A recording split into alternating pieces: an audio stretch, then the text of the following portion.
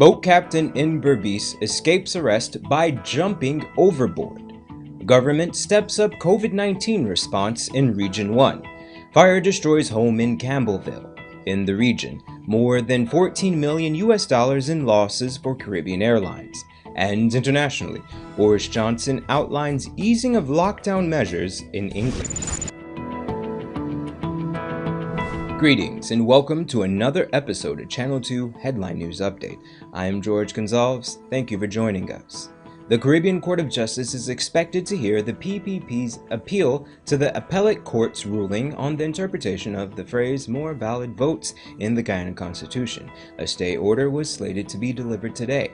The stay order could stop GCOM from making an official declaration until after the court has come to a decision, and the hearing for which is slated to start July 1st.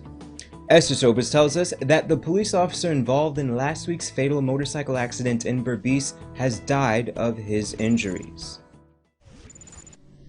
The police officer involved in the number 68 public road accident succumbed to his injuries yesterday.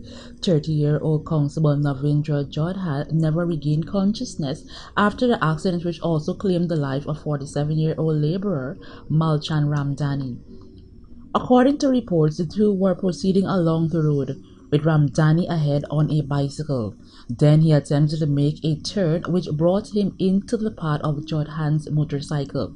The two men were rushed to the Skeldon Hospital, where Ramdani was pronounced dead on arrival, whilst Jodhan was transferred to New Amsterdam Hospital and then to the Georgetown Public Hospital, where he eventually succumbed. For Channel 2 Headline News, Esther Sobers. Thanks, Esther. A family of 8 is now homeless after a fire completely destroyed their house on Duncan Street, Campbellville, last night. The Guyana Fire Service received the call at about 10:20 p.m. However, the house was completely on fire within minutes of it being reported. One of the home's residents, Vanessa Giddens, a sweeper cleaner at East Rumbelt Secondary School, explained that the house was completely packed up as they were preparing to move on Sunday. According to Giddens, they couldn't save anything but the clothes on their backs. Persons wishing to offer assistance to the family can reach out to them via telephone number 694-9898 or 646-8221. Stick around. Coming up after the break, government steps up COVID response in Region 1, and boat captain in BERBICE escapes arrest by jumping overboard. Smart Minds Educational Institute, offering preschool, nursery, and primary levels. Finally, a school that is every parent's dream. Located at 69 Crow Street, offering academic excellence, trained qualified teachers, small class sizes, personalized gear, and one-to-one attention for your little ones. At Smart Minds, register for full-time or evening classes, daily practice pass exam papers for proficiency at the grade 2, 4, and 6 assessment, and CXE exam preparedness, or join our Becca Phonics reading and writing program. So if your child is for preschool, nursery, or primary level, come to Smart Mind, located at 69 Street, or call 231-4885 or 600-9229 to enroll now.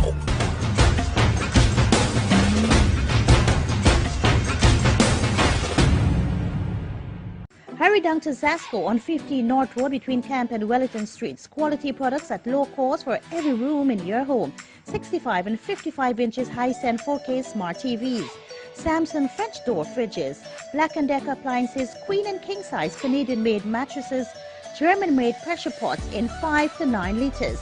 12-piece pot sets, knife sets, cutlery sets and pans, commercial fans. Samsung smart stoves. Canadian-made 3-piece recliner sofa sets. Air fryers and Hamilton Beach hot and cold water dispenser. Oh gosh, what's this? Me son can't read or spell. Stop! 0 out of 20. Is what I could do here. Hi guys, my name is Ms. Purchase Singh and I'm the Senior Teacher at the Literature After School Program. Due to the spread of the coronavirus and the need for social distancing, we have moved our in-class learning activities to online via Skype. On the online side, we will be focusing on spelling, phonics, reading, and the National Grade 6 assessments. For more information, you can inbox us or call us. Contact us on 675-4379. I can call them now. Hidden Treasures, discovering gems in young minds.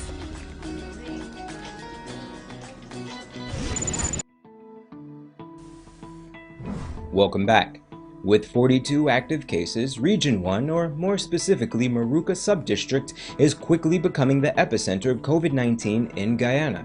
With an aim at controlling the outbreak, the government, through the Civil Defense Commission, is currently setting up COVID-19 isolation tents at Sheba Ground in Moruca. The quickly assembled temporary isolation center will be outfitted with several sanitation measures, including a motion sensor sanitizing station for those entering and exiting the center. 22 of the cases reported were teachers, prompting the Ministry of Education to again close schools in the area, thus preventing National Grade 6 Assessment and CXC candidates from returning to school. The captain of an alleged drug smuggling boat in BERBICE escaped arrest by jumping overboard and taking a police officer into the waters with him. BB Backus tells us more about this and another drug bust officers made yesterday in this report. On Tuesday, ranks of the Guyana Police Force conducted a river patrol in Kanji, BERBICE, where they intercepted a wooden vessel in the vicinity of Sandaka with 4 males, including the captain.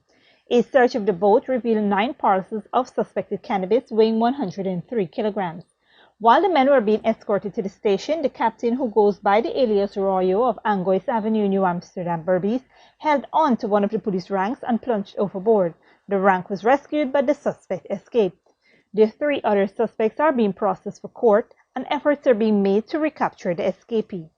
Also on Tuesday, police ranks conducting a foot patrol in Limar Village, Quarantine, BERBICE, detained a 59-year-old farmer of the said village. He was in possession of a haversack containing an unlicensed revolver with 6 matching rounds, a small quantity of suspected cannabis, and 33 live rounds of ammunition. The farmer is in police custody, assisting with the investigation. For Headline News Update, BB Backus. Thanks, BB. Yesterday, 2 men faced the City Magistrates Court charged with narcotics trafficking. According to the prosecution, on July 17, 2017, at Pomeroon River, Essequibo, 47-year-old John De Silva of Grant Strong Hope, Lower Pomeroon, and 36-year-old Kevin Fitzgordon of Lot 18 Jib Housing Scheme, Essequibo, trafficked 94.954 kilograms of cocaine. The magistrate found the defendants guilty as charged. The 2 were sentenced to 2 years in prison and a fine of $99,701,700 each. It was noted that Gordon was previously charged for narcotics trafficking in 2015. He and 3 others allegedly had in their possession 11.15 kilograms of cocaine for the purpose of trafficking. On the day in question, County Ranks reportedly arrested the 4 men who possessed a 5-gallon container which had 10 bricks of suspected cocaine. That matter was dismissed due to a lack of evidence. Don't go away. Coming up after the break, more than $14 million in losses for Caribbean Airlines, and Boris Johnson outlines easing of lockdown measures in England.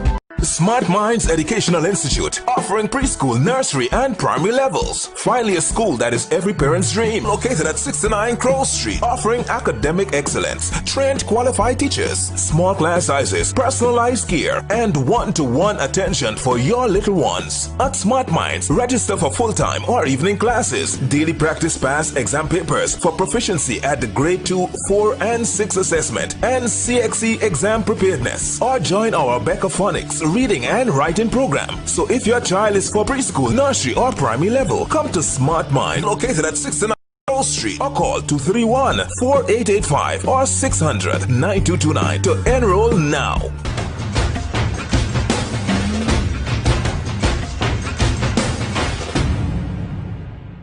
Hurry down to Zasco on 15 North Road between Camp and Wellington Streets. Quality products at low cost for every room in your home. 65 and 55 inches high-end 4K smart TVs. Samsung French door fridges. Black & Decker appliances, queen and king size Canadian-made mattresses. German-made pressure pots in 5 to 9 liters. 12-piece pot sets, knife sets, cutlery sets and pans, commercial fans. Samsung smart stoves. Canadian-made 3-piece recliner sofa sets. Air fryers and Hamilton Beach hot and cold water dispenser. Oh gosh, what's this? Me son can't read or spell. Stop! 0 out of 20. Is what I gonna do here? Hi guys, my name is Ms. Singh and I'm the senior teacher at the Literature After School program. Due to the spread of the coronavirus and the need for social distancing, we have moved our in-class learning activities to online via Skype. On the online site, we will be focusing on spelling, phonics, reading, and the National Grade 6 assessments. For more information, you can inbox us or call us. Contact us on 675-4379. I can call them now. Hidden Treasures, discovering gems in young minds.